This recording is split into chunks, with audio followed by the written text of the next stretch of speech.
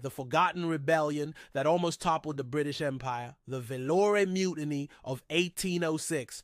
It was midnight, July 10th, 1806. A single shot cracked through the stifling heat of a Vellore summer night. Within minutes, blood was spilling across the stone floors of a British garrison.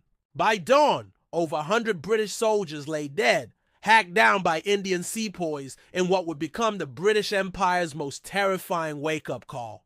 But history almost erased it. Long before the 1857 uprising that made headlines across Europe, there was Vellore.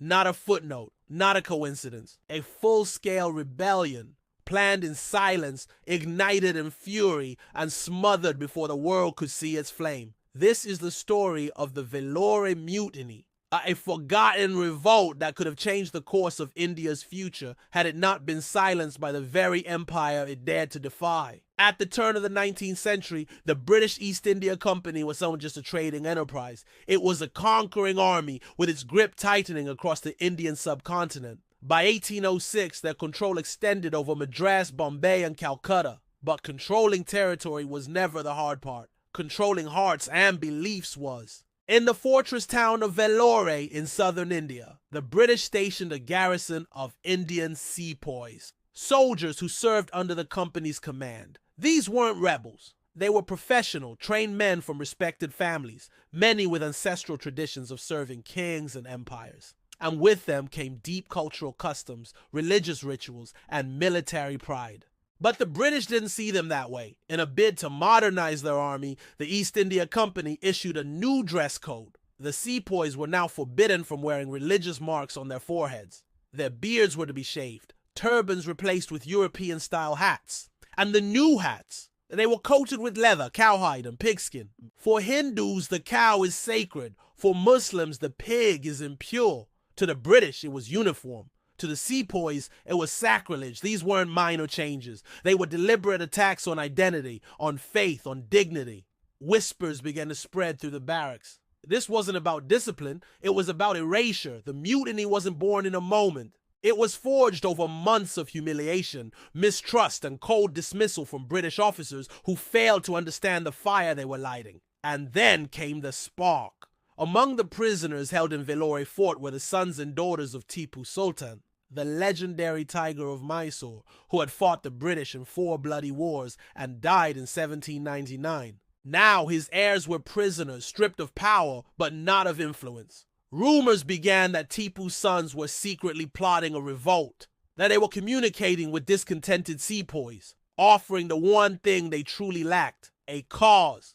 On the night of July 9th, 1806, the plan was set. As the British officers slept, the Indian Sepoys, over 500 strong, quietly armed themselves. At 2 Elma, the gates of Vellore Fort were locked from the inside. By 3 Elma, the slaughter began. British sentries were stabbed in the dark. Officers were dragged from their beds, cut down in courtyards slick with blood. One captain was killed while holding his baby daughter. By dawn, 14 British officers and 100 soldiers were dead. The fort was under Indian control. A flag was hoisted, not British but bearing the emblems of Tipu Sultan. A declaration not just of revolt, but of resurrection. For a few brief hours, Vellore was free. But freedom in colonial India never came easy, or without consequences. Just 16 kilometers away in Arcot, a detachment of British cavalry received urgent word.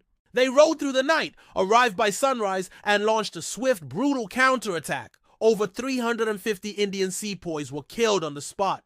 Others were captured and later executed, blown from cannons, hanged in public, or imprisoned for life. Tipu Sultan's sons were declared innocent but quietly exiled to distant Calcutta. Any trace of uprising was erased. And so the Vellore Mutiny was buried, not just in blood, but in silence. The British quickly censored news of the rebellion. To acknowledge it was to admit a failure, a crack in the empire's control. But the message was clear. India was watching. India was resisting. Decades later, when the much larger 1857 rebellion erupted, the British would remember Vellore, not as a lesson learned, but as a warning ignored. Because Vellore wasn't a singular event. It was the first scream in a century of struggle, a rebellion not for territory but for respect, not against rifles but against humiliation. In the end, it wasn't the number of dead that made Vellore important. It was the silence that followed. History often favors the victors, but truth favors those who dare to fight, even when no one's watching. The Sepoys of Vellore were never honored. No statues, no monuments, no lines in school textbooks. But they existed. They planned, they rose, and in doing so, they showed that even the most powerful empire can be shaken by men who will no longer bow.